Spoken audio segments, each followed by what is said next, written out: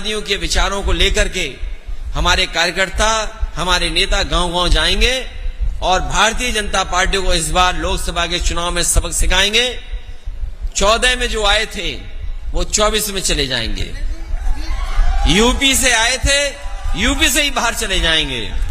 India के साथ साथ एनडीए को पीडीए हराने का काम करेगा।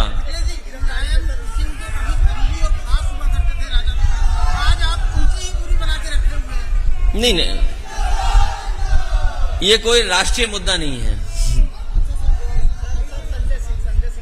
मुझे दुख है इस बात का कि सरकार को ये लगता है कि जो खिलाफ है उसको गिरफ्तार कर लो, राजनेता है उनको गिरफ्तार कर लो, पत्रकार हैं उनको गिरफ्तार कर लो। एक ही दिन सोचिए, पत्रकारों की भी गिरफ्तारी हुई और फिर संजय सिंह आप पार्टी के नेता, उनकी भी गिरफ्तारी हो गई ईडी की तरफ से। बीजेपी ये समझ ले, इनके खिलाफ 100 करोड़ लोग हैं। इस बार जब 2024 का चुनाव होगा तो 100 करोड़ लोग इनके खिलाफ हैं। क्या ये 100 करोड़ लोगों को गिरफ्तार कर लेंगे? इस बार यही भारत की जनता पीडीए मिलकर के इंडिया भारतीय जनता पार्टी का सफाया कर देगी और जिन जिन से ये घबराते हैं उन्हीं को गिरफ्तार करने जाते हैं। ये जो ईडी, सीबीआई, इनकम टैक्स, ये भारतीय जनता पार्टी के प्रकोष्ठ हैं, ये उनके संगठन के प्रकोष्ठ हैं, उनके संगठन के हिस्से हैं। इसलिए आपको इसमें ज्यादा बुरा मानने की जरूरत नहीं है। अभी संजय सिंह गिरफ्तार हुए, अभी आप कुछ सच दिखा दोगे तो आप गिरफ्तार हो जाओगे। अगर गिरफ्तार होने का मन है तो सच दिखा दो।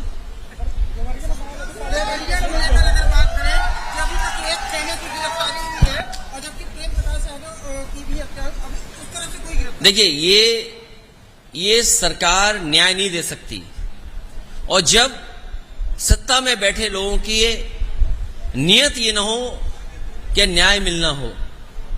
जो घटनाक्रम हुआ है, जो अलग अलग जगह से जानकारी हुई या मुझे कार्यकर्ता नेताओं से जानकारी हुई या जो अलग अलग यूट्यूबर्स या सोशल मीडिया में जो बात लिखी है या आई है, इसीलिए मैंने कहा कि जो जीरो टॉलरेंस की बात कर रहे हैं उन्हें उन तमाम अधिकारियों के खिलाफ कार्रवाई करनी चाहिए जिनकी वजह से ऐसी घटना घटी है।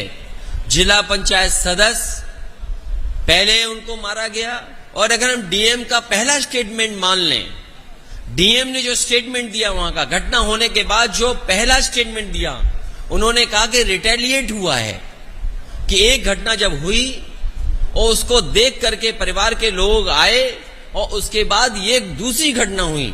अगर इस घटना के लिए कोई जिम्मेदार है, 6 लोगों की जान जाने के लिए कोई जिम्मेदार है, तो वो सरकार है और वहां के अधिकारी हैं। सरकार अधिकारियों के खिलाफ नहीं कार्रवाई कर रही है। भारतीय जनता पार्टी उस घटना से लाभ उठाना चाहती है। हम तो कहेंगे कि समाजवादी पार्टी का डेलीगेशन जाएगा और दोनों परिवारों से मिलकर के जो सच है वो आपके सामने रखा जाएगा। अगर दोषी एक पक्ष है तो दोषी दूसरा पक्ष भी है।